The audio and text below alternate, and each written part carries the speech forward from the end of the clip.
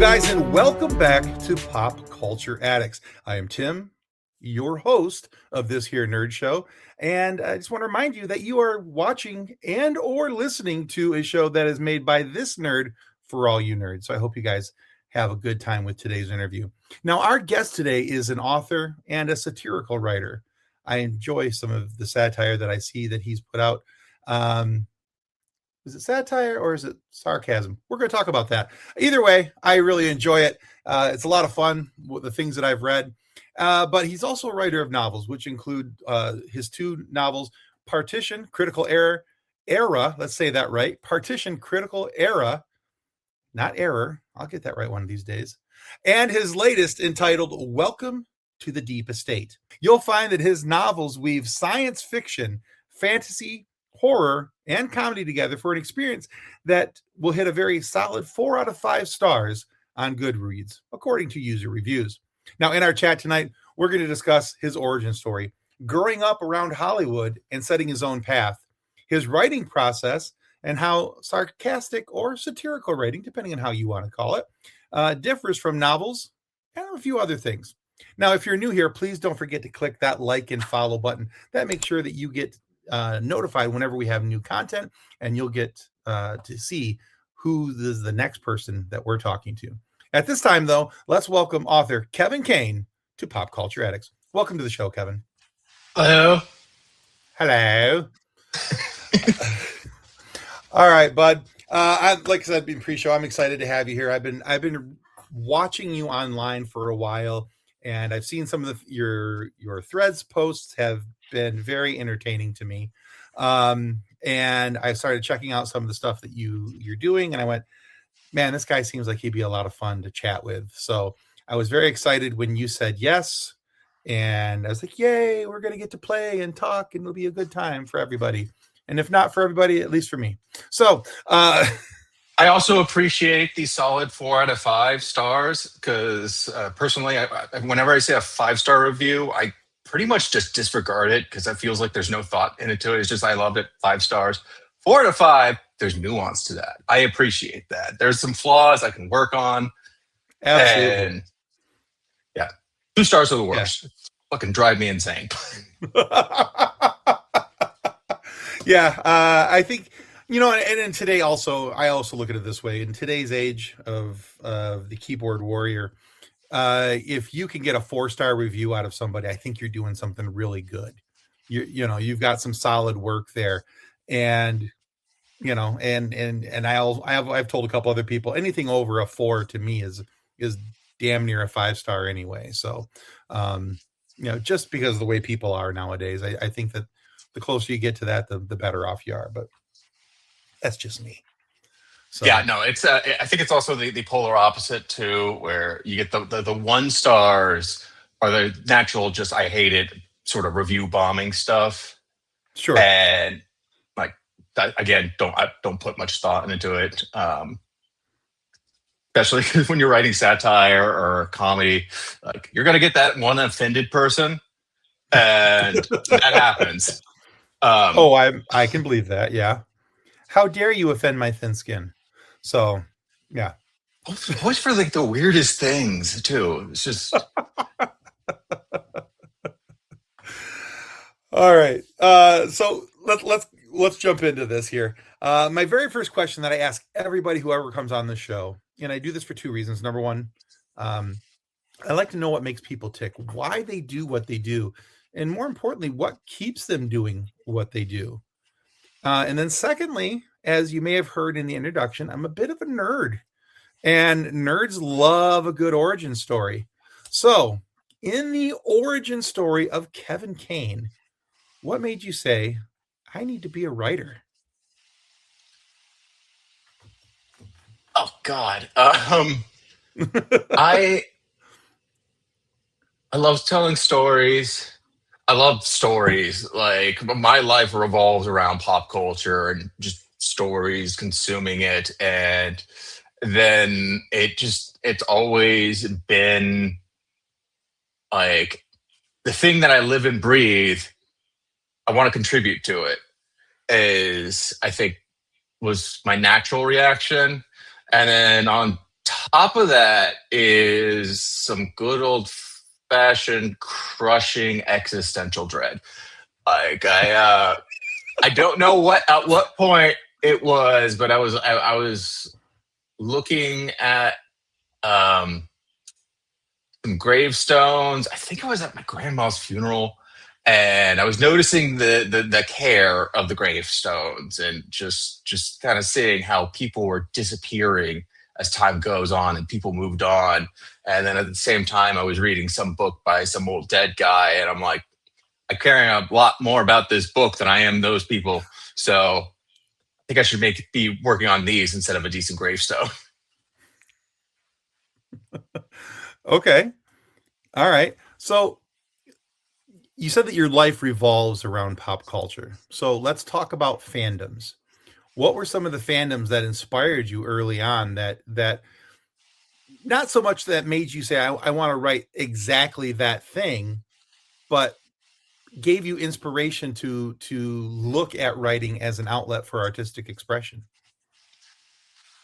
Oh God, easily Star Wars. Especially with my family, like my dad working with LucasArts and Lucasfilms for Mm-hmm. decades. Like even before that, he was a huge Star Wars nerd. He definitely raised us up in that. Star Trek to a certain extent. It always kind of felt more like the forced dad thing. Like you're gonna sit here and you're gonna enjoy this, and was not much of a fan. But like the general world building, the way my brain works, I can just soak that stuff up and just keep it there in the back of my head for untold amount of time. Like I always just like I wanted to do that. Like I wanted to create my own world. I wanted to do my own world building and like just have subset of useless world building facts for my own world, which is Okay. interesting. It's interesting. I keep my ego out of it and keep it to just pure personal enjoyment. But like, Okay. just I like, yeah, just like world building and just seeing those worlds be built on page is always just an absolute joy. Okay. So I'm wondering for you, is Star Trek that's something that you had to grow into appreciation of?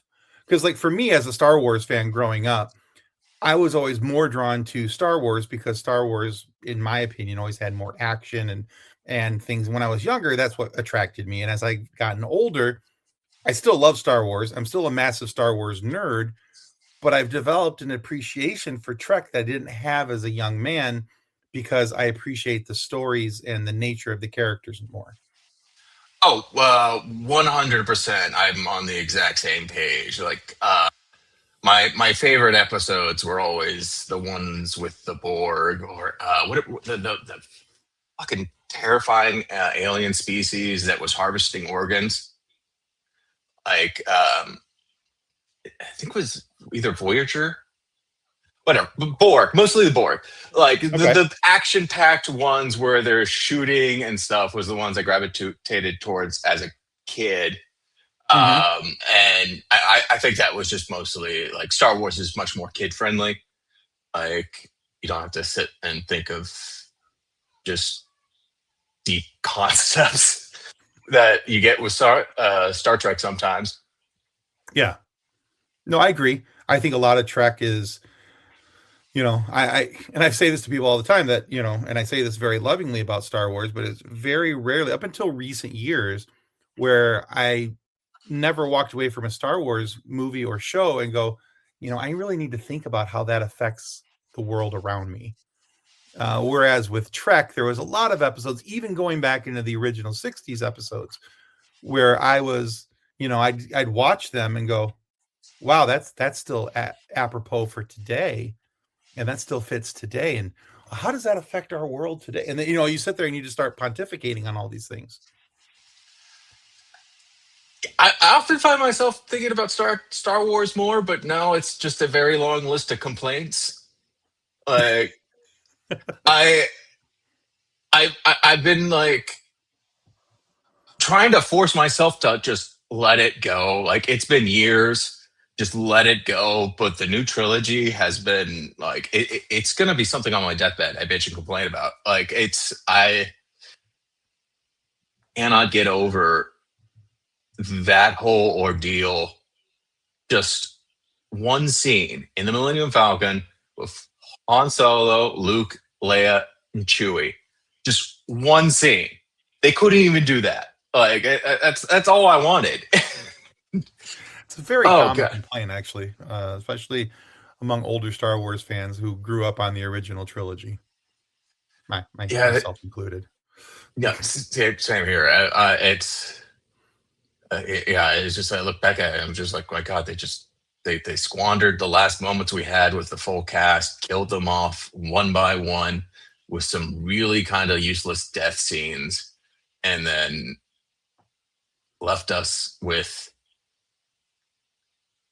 Palpatine somehow returning, and that third film, which is that fucking MacGuffin with the goddamn dagger. I will never get over that. Just the logic of that ancient Sith dagger that can't be ancient at all. Because it's like, you got this dagger that's written in an ancient, dead fucking language, and they're going on this Indiana style Jones trek to get this ancient dagger in the ruins of the Death Star, which is not that old. It's only like what, 30, 40 years old since the Death Star blew up. Yes. So not ancient. Some dude forged an ancient dagger that is not that ancient in a dead language, hid it in some relatively recent ruins, and had to do it in such a way that the bullshit architecture of the Death Star remains lined up with the stars and the dagger. And this is the only way to get to that Sith planet that they're trying to get to, which currently has like 200 fucking galactic class star destroyers on it. Each one has like 200,000 people crewing it, which means you need twice as many like supplying it. And so like I'm just the supply lines, the logistics and all that make no sense for something that requires a fucking dagger to get to. Like, oh my God. I could rant about this for hours on end. Especially because, like, how did they know that I don't mind. I really enjoyed Force Awakens, and there are some things about Last Jedi that I don't enjoy, but overall, I really do enjoy that movie. And then I know it's controversial to say, but I think Last Jedi was the best one out of the bunch. Oh, I agree. I know, like there was a lot of mythologizing. It kind of felt like we spent so long watching the original trilogy that it became like the New Testament. And then in the New Testament, Jesus was doing a bunch of un-Jesus-y things, and we're like, that's not our Jesus. And like, but I liked it. It had character growth. It was unexpected. Like, if there was some more connective tissue to the three films, I think it would have made a great second film. I mostly blame J.J. Abrams for all of that, because like Rian Johnson, like everything about that trilogy felt like fan service without any ounce of protein to it. And then like his vision and the things he added to it, that's a really cool idea. Is like Rey being nobody, just some orphan street rat that just is rising in power and becoming the hero, is such a more powerful story than this generational genocidal blood feud going on between Palpatine and the Skywalkers. Like it was, yeah. I don't know. She's not special if she's just the spawn of Palpatine. Also, I'm sorry, but I don't want to imagine Palpatine fucking. Like that is the most horrific. I did not need to know that man fucks at all. Like, holy shit. Like, that is a horror story right there. Like, I don't want to know like anything about that.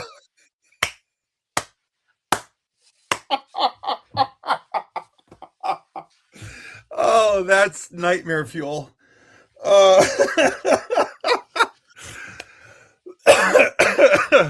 Okay. Yeah. That's a thought I'm not going to get rid of anytime soon. And I will drop you a line every now and then just to let you know that I hate you for putting that in my head. It's been haunting me for a while. So you've just shared it. That's all. Okay, I get it. All right.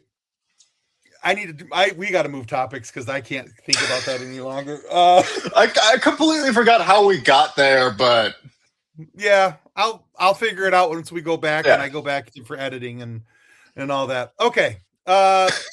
Speaking of Star Wars and such, and you talked about your dad. Let's talk about you growing up in and around the Hollywood scene, and having your dad who was involved in that as a voice actor. You know, very. And my condolences for his recent passing. You know, because he did such amazing work as and for those who don't know, Kevin's father was Tom Kane, amazing voice actor. If we're talking about Star Wars and in Star Wars Clone Wars, he's the voice of Admiral Yularen. He's the narrator. He's Yoda, and there's a few other things that he voiced along the way inside of Star Wars. That's just Star Wars. But how did you grow up and decide to set yourself apart to become an artist who stood on his own merits? What did you do to do that? I always kind of like looked at my dad and his abilities. Like, he was just kind of a freak. Like, I always kind of felt like Mozart's son in some regard, where like I did not get that magical ability to voice. I actually spent 8 years of my childhood in speech therapy for a whole bunch of problems. Okay. Just talking. And so I never had that ability. And he's just he was just a weird, unique guy. It was so hard to like, just him as a father was such a completely unique thing that like was so normal for me, and then everyone else around me was just like, no, that's weird. That's weird. Your dad's talking to himself in voices like all the time, like. But yeah, but yeah, it was it wasn't like I just never tried to get into voice acting. Right. It wasn't just something I was good at, something I could do. And I always just enjoyed telling stories, which is something I definitely got from my dad.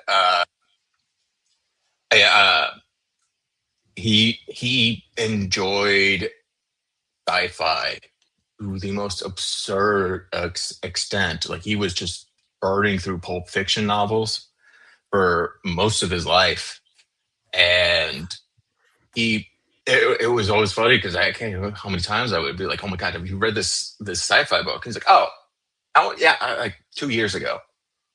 Like, and it was just this book that I had that I was obsessing over. Like, what was it?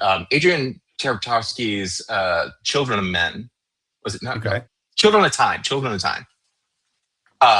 And like he read it 2 years ago. Just been sitting in the back of his head the entire time, and told no one about it. And then I talked to him, and suddenly he's just regurgitating like all this thoughts he's had on that book, and to me, and I was just left amazed. But he always wanted to be a writer to some extent. I think it was definitely one of those what ifs people have in life, and much like me, he had pretty thorough ADHD. So, Okay. although I'm medicated for it, he has never been, and he could just not sit still to write, and that's Gotcha. something Okay. I could do. There was a story he told back in college. He wrote this short story and gave it to his professor, who was some notable guy.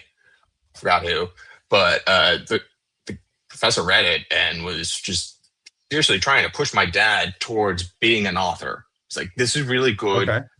Can you do this again, but in the length of a novella or a novel? And my dad just balked at the idea. Is like, I was pulling my hair out just to write these 18 pages. I can't do 50. I can't do 300. Like, Yeah. but yeah. So I definitely got my love for storytelling from him, and my love from sci-fi, and it's always been difficult to feel like I'm charting my own path in that way. Like I'm Okay. not following in his footsteps, but I'm definitely being guided by him. That makes sense, though.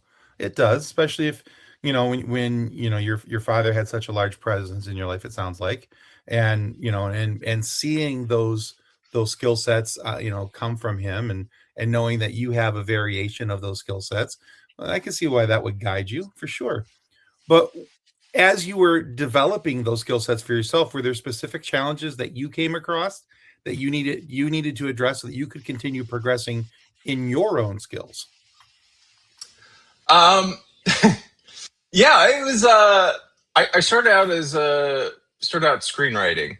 Um, I was a film student at University of Kansas, and I did not particularly enjoy the learning portion of being in college. So I was always sitting in the back class writing these screenplays instead of listening about some guy drone on about 1930s German expressionism. And it turned out that skill that I was developing in lieu of actually paying attention was far more valuable than anything I learned there. And yeah, I had this plan of just going to LA and doing the whole screenwriting thing, and then I think the first major pitfall I had was going to a coffee shop to do my favorite thing in the world, which was to sit there and write a screenplay. And I'm sitting there writing a screenplay in LA, and I look over the guy next to me, and he's also writing a screenplay. And then the guy in front of me is also writing a screenplay. And then I just realized like every single person has Final Draft open up. I quickly learned that in LA, every single person has a screenplay, and they're all just looking for that one magical guy, the friend of a friend who's the assistant of like Robert Downey Jr. 3 years ago, like to just Right. like find the person they can give their pitch to. And like eventually I just kind of realized like I like getting your screenplay in the right hands is basically a lottery. Like you just got to be Oh, in the right sure. Yeah. time, right place, finding the right guy who's willing to like grit his teeth and just be nice and give your mystery script a read. And then maybe you get there. But I just never came across that. And it came to realization that for all these screenplays that I was writing, like I was just writing the blueprints to a story like, that required 20 to $50 million to ever see come to fruition. And that once I decided rather foolishly, hey, let's just, write a book. It's easier. Like you got the book, it's done. No challenge there. You're done with the book. So I just switched over to writing novels, and I could be so much more indulgent with my own whims in that and haven't looked back. All right, that's fair. All right, and real quick for our listeners, if you're enjoying this conversation so far, don't forget to click that like and follow button. All right, so Kevin, let's talk about your book specifically, your latest to be exact. Now, if I'm hoping that you'll take a moment and explain to my listeners and viewers the premise behind Welcome to the Deepest State and what you hope readers will gain or look forward to with your writing. Oh, small correction. The sequel did just come out. I want to say like 15 days ago. It's so I saw that. I saw that, and I wasn't sure if that was out or if it was in pre-production or something along those lines. Like hadn't come out yet, so I didn't want to say that it was. The ebook is out. And the print edition is out. The audio book will be out next month. We just wrapped up recording it. Okay. Which I'm so excited for people to listen to. It's fucking hilarious. But so Welcome to the Deepest State. It's the Deepest State series. And Welcome to the Deepest State is the first one, and Take Back the Deepest State is the second one. Okay. So tell us the premise of both books so we can kind of see what the series is about, if you don't mind. Oh, God damn it. Okay. Welcome. It's one, like all my books. I always like the elevator pitches where I just feel like I'm falling flat on my face because I'm like, I don't know how to explain this and like not sound like a psychopath. But, go full psychopath. Let's enjoy it. Okay. Welcome to the Deepest State is about this slacker named John Doe who has a newspaper from another universe land on his doorstep. And as he's looking through this newspaper from another timeline, and it has this weird shit, he finds a hidden message in it that leads to a job interview for a place called the Bureau of the Bizarre. And it's this extra government entity, kind of like the Men in Black. They operate in liminal space, and they are basically, their job is to protect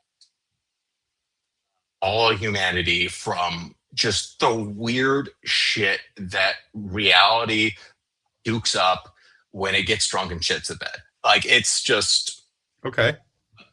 Like, I think one of the examples is like one of those like clap ons that has the force and power of a thermonuclear EMP, and all it takes is someone to just clap, and they can just turn off all the lights in the world at once.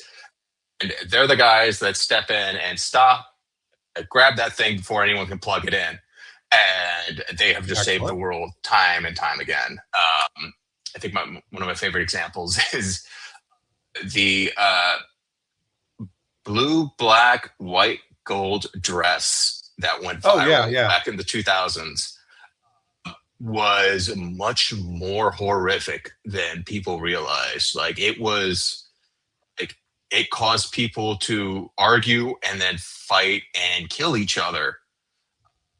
And the one thing no one expected, like when it just suddenly abruptly appeared, was when that person took a picture, it amplified the power via the meme and the virality of that just 1,000-fold. And every single BOB in the timeline could communicate with each other. And that singular event destroyed 17% of all the timelines that are associated with it. Or trillions of people died from this fucking dress. And our timeline was just one of the ones that was lucky enough to contain it before it just, people truly went insane. And so yeah, he becomes a collector, and it is just the most absurd adventure set in the back rooms of like with the craziest cast of characters I could come up with. There's a 120-year-old vampire named Edie, a crude garden gnome named Bobo. The character that everyone absolutely loves is flying number 2 pencil. Like, that used to be Stephen King's understudy, and I just like love that so much. Like, I have gotten people so emotionally invested in a goddamn pencil. Like, That's fantastic. it's wonderful. Like,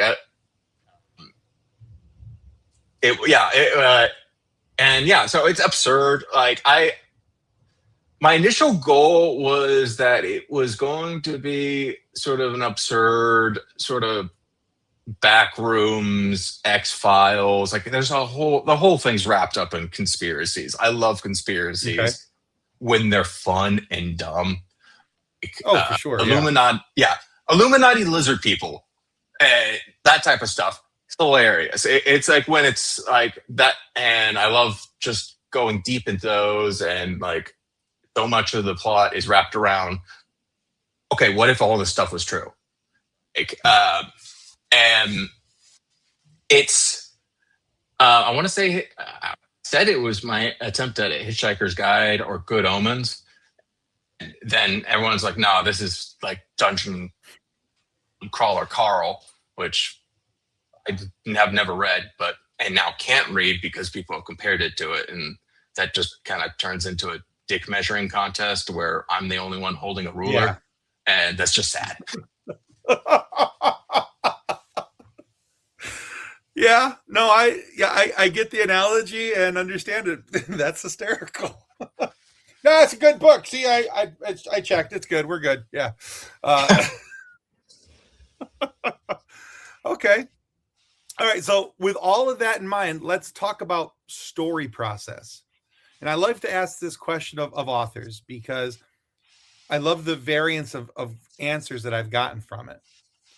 Now, when it comes to you creating a story and putting it together to send it out into the world, do you like to build character first, or do you build your world first? And which way do you go and why? Oh, God. There is the way I should be doing it, and then there's the way that I end up doing it. And basically, my first book, Partition, was the most insane thing I've ever done or attempted to complete. Like, it was just a absolute moment of insanity to just get that story functional and working just by the narrative process of it. Like, best way I can explain it is I had a panic attack when I saw the trailer for season 1 of Severance, because I had just released this book, and it is basically Severance if it was much larger and cyberpunk. And okay. Yeah. So the two, and again, also I have not seen Severance for that exact same reason. I don't want, like, every time I'm like, oh, yeah, I'm sure it's amazing. I don't want a panic attack. I'm good. But it's basically the main character. There's two main characters, and they share the same body. And one operates during the day, one operates during the night, and their stories are intercut. So, like, when you read it from page to page, it makes sense. But if you put it on a timeline, it is absolute insanity, where you'll have like a section break where chapter 4 occurs, and then like chapter 5 occurs after this chapter. It's just all sort of layered together in a way that just makes absolutely no sense. And it took me about 5 freaking years to write the entire thing. Okay. It absolutely defied any sort of summary or plotting that I was doing. Like, I mean, I tried to plot it on the wall once and ended up looking like that Charlie Day meme with him and all the red string. And so, yeah, that was that. After that whole mess, I decided I wanted to do like a simple story from A to B. And Welcome to the Deep Estate turned into this just it was an exercise for me to find the easiest way to write something, the fastest way to write something. And that naturally turned into, well, I know how to write comedy, and I can use it as a crutch whenever there's like I feel a bit of writer's block, or I don't know where to go. I will just work towards this joke, and I don't care how shameless it is. I'm going to insert this joke, and it's going to be the most self-indulgent thing, but I'm going to think it's fucking hilarious, and I'm the only one that matters when it comes to what's funny. And like it ended up like I wrote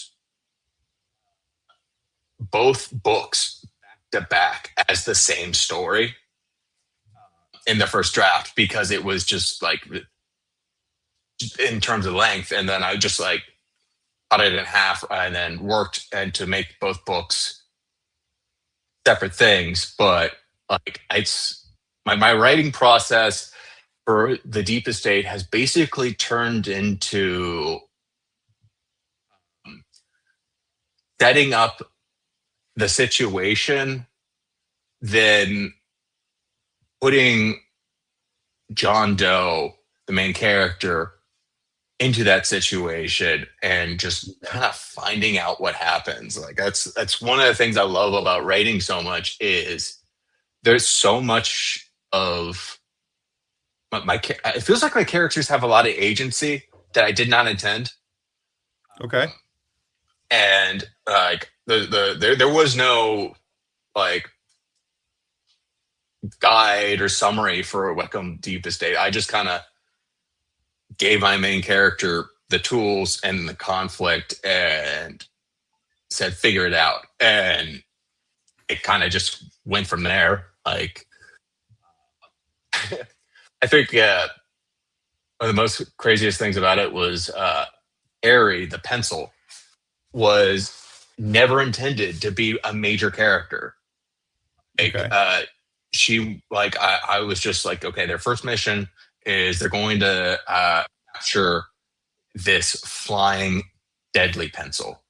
And then so they get there and it comes into like, okay, now they got to capture this pencil. And I was like, okay, well, there's a monster, slay the monster. And then John Doe, being John Doe, kind of is just like, why, man? Like, I don't want to, like, why are we fighting this thing? Like, and he ended up befriending this pencil. And so now I had this flying pencil in the story following around the main character. I did not intend to have a flying pencil follow around. It's that meant she started like writing things and responding, and then started having personality behind this pencil. And then like there was one point where he's in jail and he needs to break out. Now, Harry, who is not supposed to exist beyond that one chapter, is now helping him break out. And like, there's this fun throwaway joke that I had of like, this is so insane. There's an anomalous piece of chalk that he has that if you draw a circle on the wall and then you draw another circle on the wall, you go through the wall and come out the other side. It's basically a portal gun with chalk. Nice.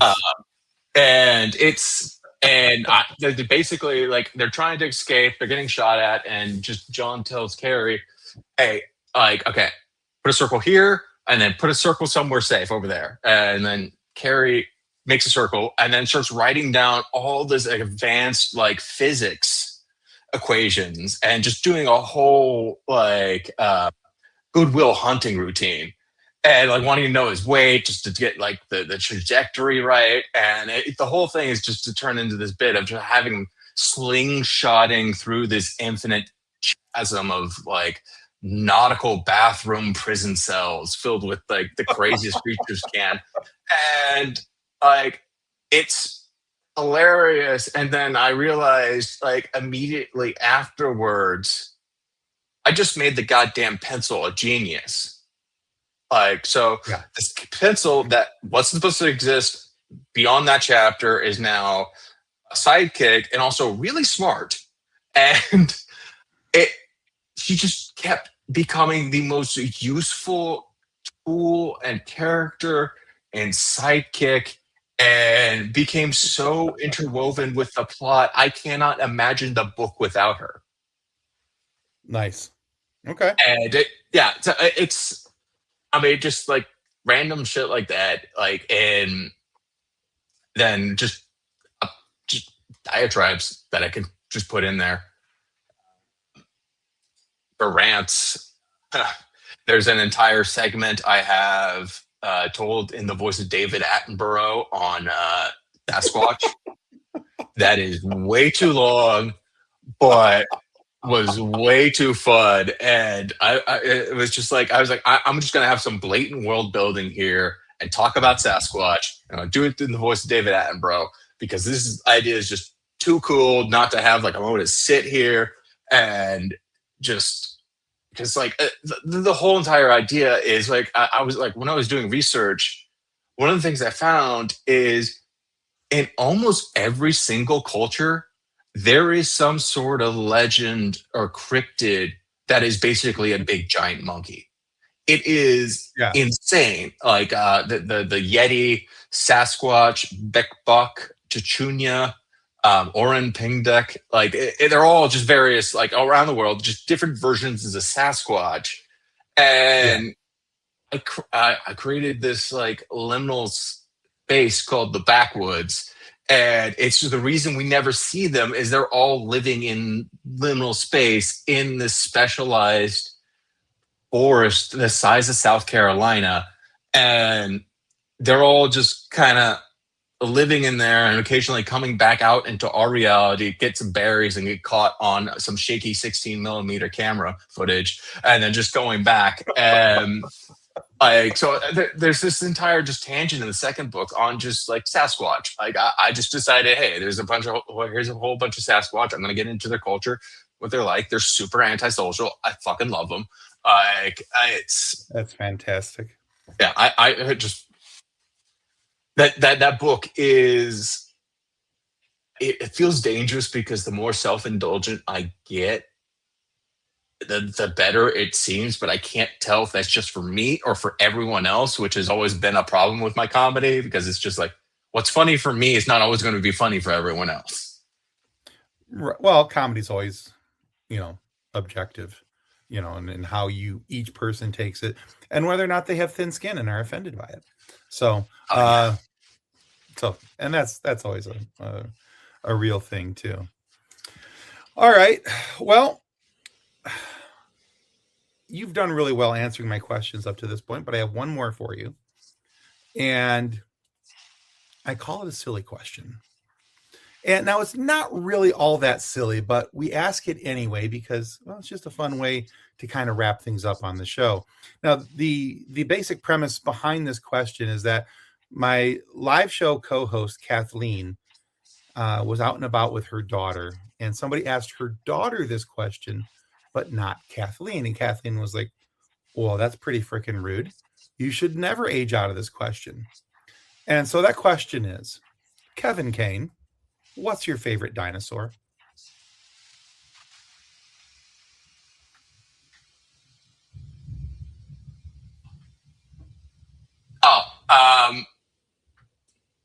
Easily velociraptors.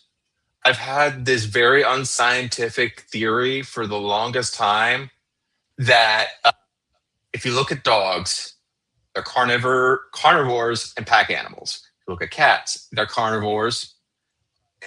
I think carnivores and those combinations tend to make natural great pets. So I figured if there was a way we could domesticate a dinosaur, we could have just Velociraptor Chihuahua or something like that. And it would be absolutely adorable. Like, I want them just choking on their own snot, just Velociraptor pug or French bulldog. Just, that sounds adorable.